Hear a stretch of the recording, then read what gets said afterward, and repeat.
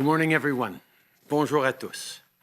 Je suis très heureux d'être ici en compagnie de la ministre Anand, du Dr New et du Major Général Fortin. This morning, I have important news to share on vaccines. From day one of this crisis, our government's top priority has been protecting people around the country. Since March, we've procured billions of pieces of PPE and secured millions of rapid tests, which we have sent to the provinces and territories to get to the front lines. We've also provided tens of billions of dollars to the provinces and territories for healthcare, essential workers, and school safety. We're using every tool in the toolbox to keep people safe and get Canada through the storm. It's been a difficult year, and we're not out of the crisis yet. But now, vaccines are coming. Notre objectif est de fournir un vaccin sécuritaire et efficace aux Canadiens le plus tôt possible. Lors de la dernière rencontre avec les premiers ministres, le ministre Leblanc leur a parlé de la nécessité de travailler ensemble avec les provinces et territoires, ainsi qu'avec les communautés autochtones pour assurer le déploiement du vaccin. Il y a une semaine et demie, on a également annoncé la mise sur pied d'un Centre national des opérations par l'entremise de l'Agence de la santé publique qui est appuyée par les Forces armées canadiennes. Le Major général Fortin dirige la coordination et la logistique et je sais qu'il possède le savoir-faire dont on a besoin.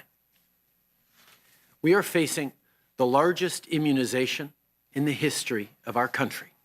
This is no small task, which is why we have a clear plan. Our government, through the National Operations Centre, has been working with the provinces and territories to ensure that we're ready to roll out vaccine doses as soon as they're approved and delivered. On procurement of these vaccines, Minister Anand and her team have been working tirelessly to secure the most diverse portfolio of vaccines in the world, and today we see those efforts paying off. Canada has secured an agreement with Pfizer to begin early delivery of doses of their vaccine candidate. We are now contracted to receive up to 249,000 of our initial doses of Pfizer-BioNTech's COVID-19 vaccine in the month of December. Pending Health Canada approval, the first shipment of doses is tracking for delivery next week. Shipments will continue to arrive into 2021 with millions of doses on the way. This will move us forward on our whole timeline of vaccine rollout and is a positive development in getting Canadians protected as soon as possible.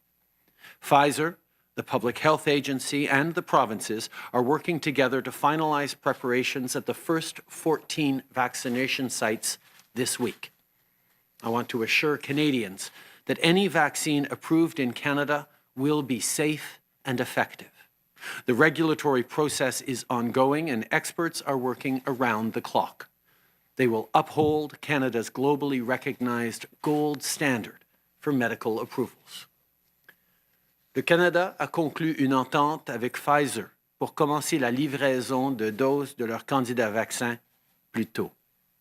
Nous allons donc recevoir jusqu'à 249 000 doses initiales du vaccin de Pfizer-BioNTech au mois de décembre.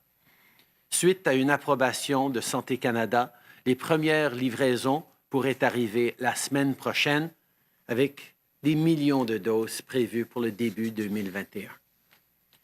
Cette nouvelle signifie que nous pourrons prendre de l'avance dans notre plan de vaccination. C'est un développement positif pour pouvoir protéger les Canadiens le plus tôt possible. L'Agence de la santé publique du Canada, les provinces et Pfizer travaillent ensemble cette semaine afin de finaliser les préparatifs pour les 14 sites de vaccination. Je veux en profiter pour réaffirmer que vous pouvez être certain que tout vaccin approuvé au Canada sera sûr et sécuritaire. Le processus réglementaire est en cours et les experts travaillent très fort. Le Canada est reconnu pour ses standards très élevés en termes d'approbation médicale et ce vaccin ne fera pas exception. Nous avons aussi des ententes avec 6 autres candidats vaccins, ce qui fait en sorte que notre gamme de vaccins potentiels est la plus large et diversifiée au monde.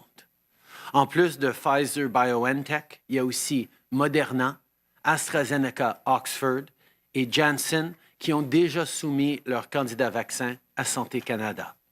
Nous faisons tout ce qu'il faut pour nous assurer que les Canadiens aient accès à un vaccin sûr et sécuritaire le plus tôt possible, aussitôt que les doses seront prêtes.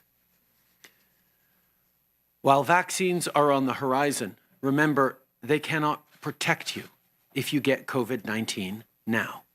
I know this winter will be hard, especially with the holidays fast approaching.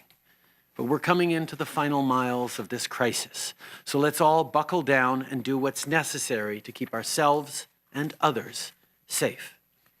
Over the last few days, we've seen new records of COVID-19 cases in a number of provinces.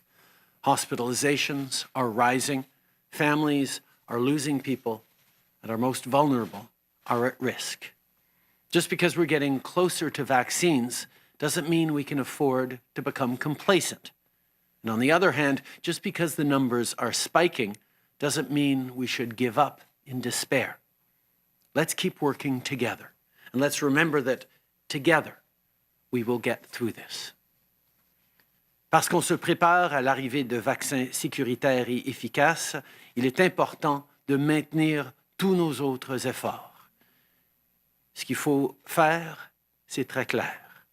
Assurez-vous de porter un masque, lavez-vous les mains, gardez vos distances et téléchargez et utilisez l'application Alerte COVID. Évitez les rassemblements et ne mettez pas votre santé ou celle d'autres à risque et ensemble, on va passer à travers.